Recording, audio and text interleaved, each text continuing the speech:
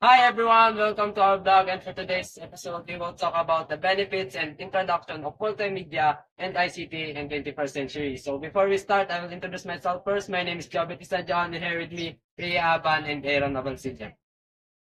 First, let's talk about how multimedia and ICT have become important in our everyday lives and school, work, entertainment, and staying connected with each other.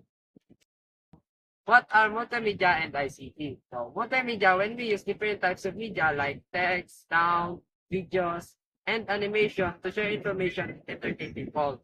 ICT, or known as Information Communication Technology, means using technology to process and sending information digitally. Benefits of multimedia and ICT is in education. With modern technology, learning is more fun and interactive, helping students stay interested and learn better. In communication, multimedia and ICT have changed the way we touch. We can now use video calls like Zoom, social media, and email to talk each other no matter how far apart we are. And ICT have also made business easier.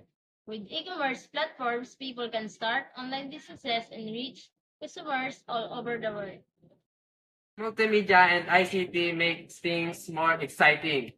With streaming services and on-demand movies and virtual reality games, people have endless options for fun. In the 21st century, multimedia and ICT are the tools that ways to make our lives better. They open up endless possibilities in learning, business, communication, and entertainment. Technologies, we are now connected, more productive, and better prepared for our potential in today's world.